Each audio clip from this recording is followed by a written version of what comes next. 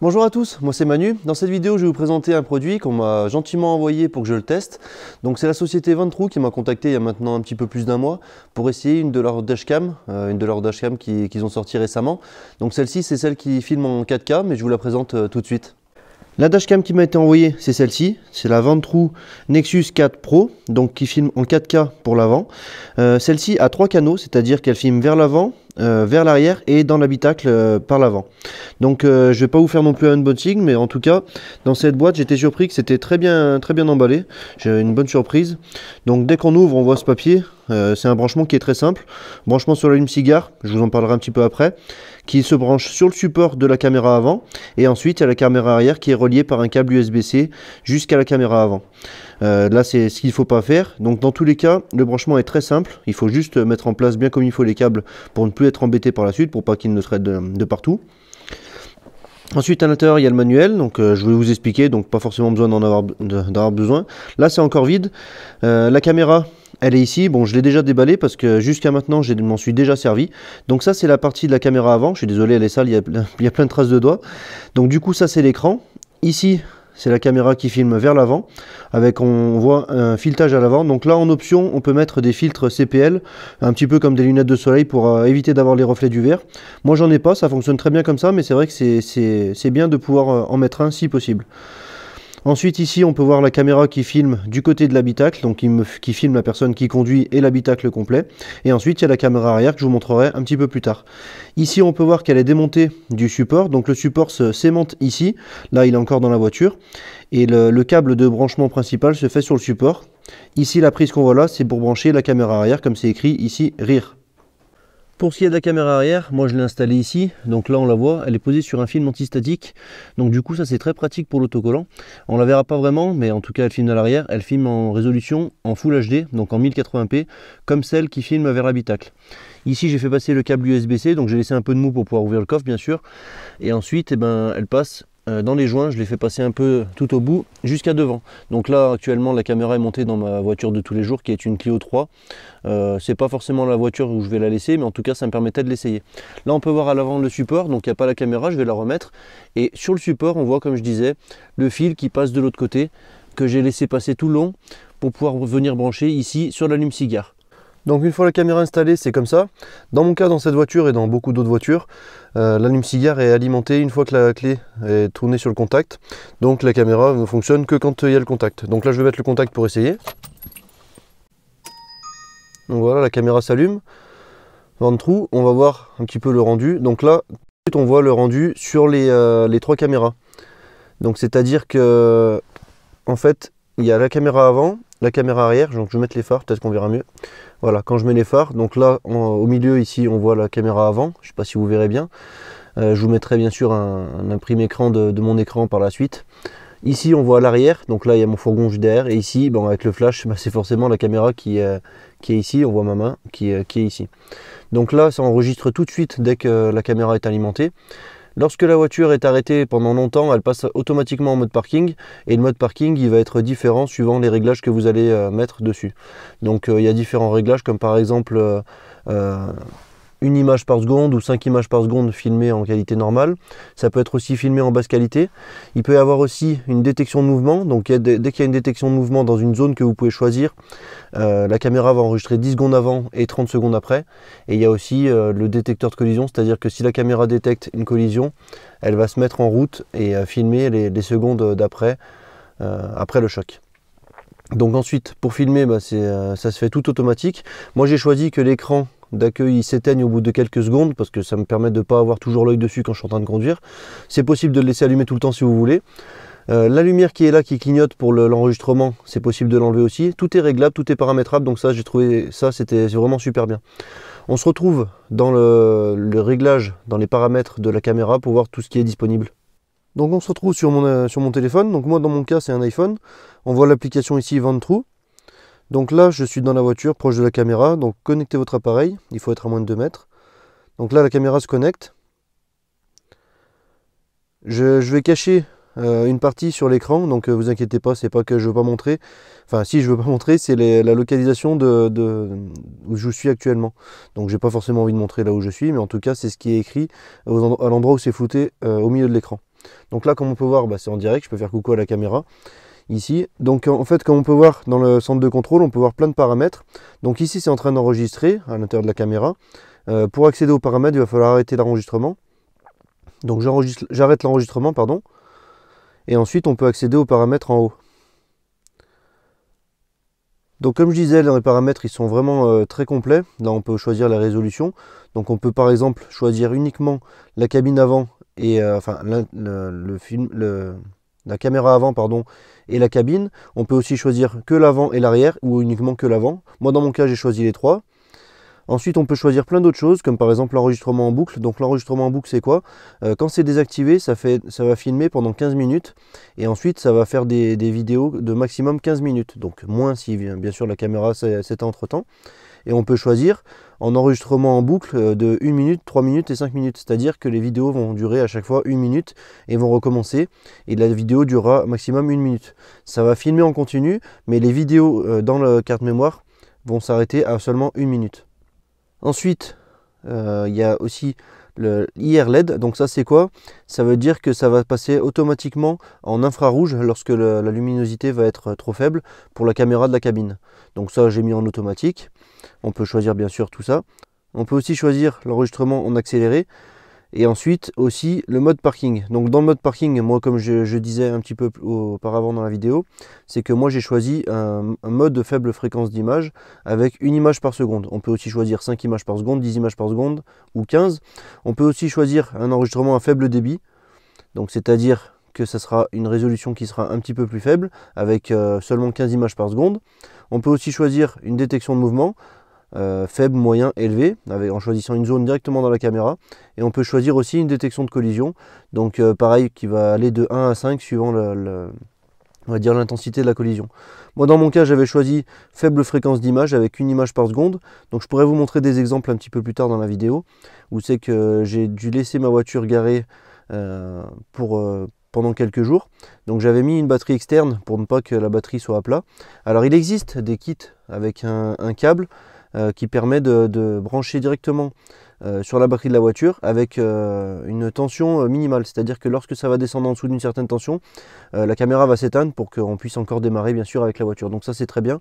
C'est un accessoire qui est en option et je pense que je vais l'acheter lorsque j'installerai cette caméra dans ma dépanneuse. Là jusqu'à maintenant, j'ai fait les essais sur ma voiture de tous les jours, mais après je pense qu'elle ira sur la dépanneuse. On peut choisir plein d'autres choses. Il y a la commande vocale qui est disponible en anglais par exemple. On peut formater la carte SD, bon tout ça.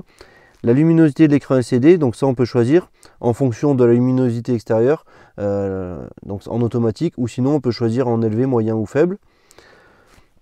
On peut choisir plein d'autres choses. Franchement j'ai trouvé que c'était vraiment très complet. On peut choisir, comme je disais, que l'écran LCD s'éteint automatiquement au bout de 30 secondes, 1 minute, 3 minutes, ou qu'il soit désactivé, c'est-à-dire qu'il soit allumé tout le temps. J'ai trouvé ça très complet. Donc je vais vous montrer un petit peu les résultats de ce que ça peut donner une fois que les vidéos ont été enregistrées. Lorsque on tombe ici dans le menu principal, on peut choisir d'aller dans les vidéos qui ont été déjà enregistrées. Donc là on a accès directement à la carte SD qui est insérée dans la caméra. Moi dans mon cas, j'ai mis une carte SD de 128 Go.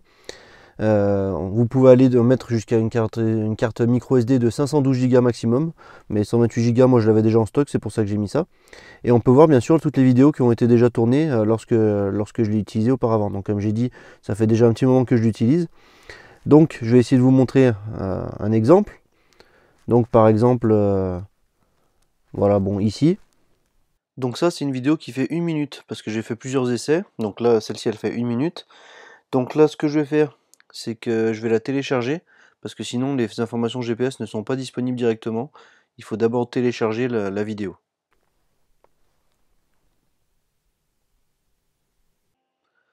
Donc voilà, une fois qu'elle est téléchargée, on peut voir le rendu, donc on peut voir la carte GPS.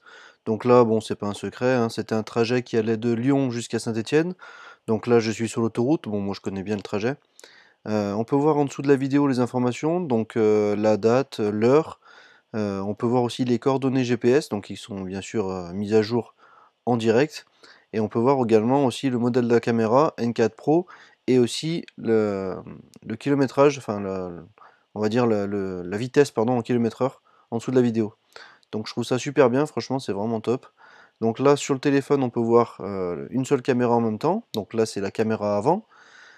Comme j'ai dit un petit peu avant je crois, sur l'ordinateur, sur l'application Ventrue Player, on pourra synchroniser les 3 caméras en même temps, pour voir les trois vidéos en même temps, mais je vous montrerai ça un petit peu plus tard dans la vidéo. Ensuite, voilà un autre exemple, donc là ce coup-ci c'est un trajet dans l'autre sens, c'est-à-dire de Saint-Étienne vers Lyon. Donc on peut voir un petit peu les gouttes de pluie, mais c'est pas gênant pour la visibilité de la caméra.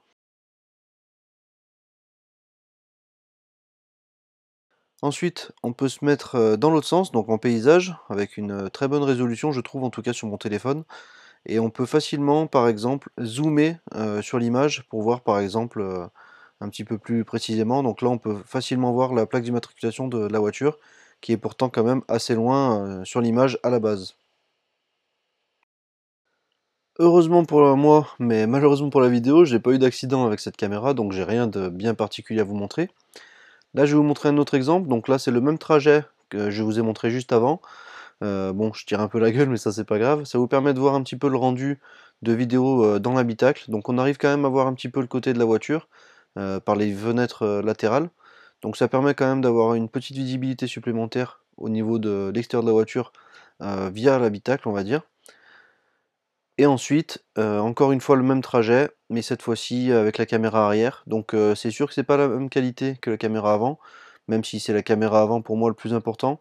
À l'arrière tout ça va à peu près, on arrive quand même à voir les voitures, on arriverait même à voir les plaques d'immatriculation.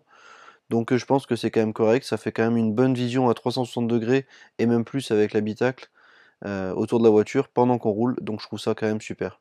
Je voudrais maintenant vous montrer un autre exemple. Donc comme j'ai dit, j'ai dû laisser garer ma voiture à Lyon, en ville, et du coup j'avais voulu mettre la caméra du coup en mode parking. Donc c'est ce que j'ai fait, avec une image par seconde, et j'avais branché ma caméra à une batterie externe, pardon, pour pouvoir qu'elle tienne un petit moment. Malheureusement elle n'a pas tenu aussi longtemps que je voulais, mais c'est à cause de ma batterie qui n'était pas assez puissante.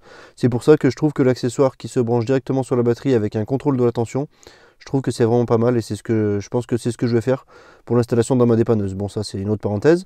Donc cette vidéo là ici, et comme on peut voir, je vais la mettre en grand écran. Et en grand écran, on peut voir que la vidéo dure 1 minute aussi. Donc je vais retourner au début. Donc la vidéo dure 1 minute et c'est à fréquence avec une image par seconde. Donc c'est pour ça que c'est très accéléré. C'est accéléré x 30 on va dire. Donc on peut voir des gens que je connais pas du tout qui sont garés devant moi. Bon, dans mon cas il s'est rien passé, mais si la voiture m'était rentrée dedans, qui avait abîmé ma voiture, c'est ce qui m'est arrivé une fois auparavant lorsque j'étais garé à Lyon, malheureusement je n'avais pas encore la caméra, et ben ça avait abîmé mon pare-choc à l'avant. Et dans ce cas-là, j'aurais pu voir la voiture qui m'était rentrée dedans, j'aurais pu voir la plaque, et à ce moment-là, poser une plainte pour pouvoir être réparé parce que j'étais pas en tort. Donc sur cette voiture de tous les jours, j'ai le pare-choc avant qui a été abîmé. Dans mon cas, c'est que le pare-choc, donc j'ai un petit peu de chance, sachant que c'est pas très grave pour cette voiture. Mais j'aurais pu avoir le phare cassé ou bien pire, et sans témoin et sans rien, et ben j'aurais rien pu faire. Ça aurait été tout pour ma pomme. Donc dans le cas de cette caméra, ça aurait été vite rentabilisé, en tout cas, d'avoir le coupable qui m'est rentré dedans lorsque j'étais garé à Lyon. Donc là, comme on peut voir, la vidéo dure 1 minute, ça représente environ 30 minutes, parce que, enfin, c'est pas environ, ça représente 30 minutes, parce que c'est multiplié par 30. Donc je trouve ça très pratique. C'est encore une fois plein de vidéos d'1 minute que je pourrais cumuler, bien sûr, vous montrer, qui ont été filmées. Malheureusement, j'ai rien d'important à vous filmer, à part ce passage où des gens se garent devant ma voiture. Mais j'ai eu de la chance, on va dire, parce que personne n'est rentré dedans cette fois-ci. Et donc du coup, j'ai aucun dégât à déplorer avec cette caméra. Donc voilà une petite parenthèse de mon pare-choc qui a été abîmé lorsque j'étais garé à Lyon. Alors malheureusement j'avais pas encore la caméra et j'aurais bien aimé l'avoir à ce moment-là. C'est là où je me suis rendu compte du bénéfice que ça aurait pu m'apporter de pouvoir voir celui qui m'est rentré dedans. Même si c'est une voiture qui n'est pas en super état général, ça fait toujours chier d'avoir des dégâts sur sa voiture alors que c'est pas notre faute, alors qu'on était garé. Bref, je pense que vous me comprenez et je pense que c'est sûrement arrivé déjà à certains d'entre vous. Donc là on se retrouve sur l'application Ventrue sur l'ordinateur. Donc on peut voir l'affichage qui est différent que sur le téléphone, mais on retrouve à peu près les mêmes choses. La seule différence, en tout cas ce que j'ai pas réussi à faire avec le téléphone, c'est de pouvoir avoir plusieurs canaux. Donc là dans les réglages, ici on peut avoir monocanal, bicanal, 3 canaux ou 4 canaux. Donc 4 canaux ça concerne pas cette caméra parce qu'il n'y a que 3 caméras, mais par exemple on peut prendre 3 canaux. Donc ça va détecter automatiquement les 3 vidéos qui vont ensemble. Bon là malheureusement mon ordinateur je lui en demande un petit peu beaucoup, donc ça rame un peu pour la vidéo principale. Mais on voit la caméra avant, la caméra intérieure et la caméra arrière. Donc là bon il fait nuit donc on voit pas grand chose, mais dans tous les cas ça permet de relier les 3 vidéos avec bien sûr le parcours GPS toujours ici, donc dans un parcours entre Lyon et Saint-Étienne pour le cas là. Vous pouvez vérifier avec les coordonnées, mais qui sont reprises sur la carte de Google Maps. Donc ça, c'est vraiment très pratique, je trouve.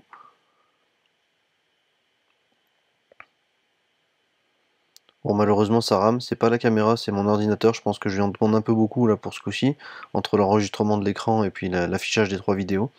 Mais vous avez vu un petit peu le principe. Je trouve que c'est vraiment super.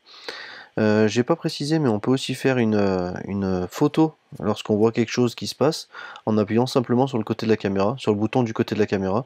Donc j'ai trouvé ça très pratique. Et autre chose que j'avais pas précisé, c'est que l'enregistrement se fait en continu dans la carte mémoire jusqu'à 70% de la capacité, il me semble, et ensuite ça écrase les anciennes vidéos, et ainsi de suite, ça reprend, on va dire, de la place. Donc en fait, c'est jamais en manque de place dans la carte mémoire, il n'y a pas besoin d'effacer, ça se fait automatiquement au fur et à mesure. Donc voilà pour le test de cette caméra, en tout cas mon test. Donc cette caméra c'est la Nexus 4 Pro, elle est disponible sur leur site à 356 € je crois, et ils m'ont laissé un code, donc le code c'est Manu Classique, je vous mettrai bien sûr tous les liens dans la description, tous les codes aussi. Avec le code vous aurez 15%, donc ce qui fait la caméra, enfin en tout cas cette caméra, qui revient environ à 300 €. 300 € c'est le prix d'un pare-choc. Dans mon cas, j'aurais bien été content d'avoir cette caméra lorsqu'on m'est rentré dedans. Bon, maintenant c'est fait. Je vais continuer de l'utiliser, donc si vous avez des questions sur cette caméra, n'hésitez pas à me les poser en commentaire, je vous y répondrai avec plaisir.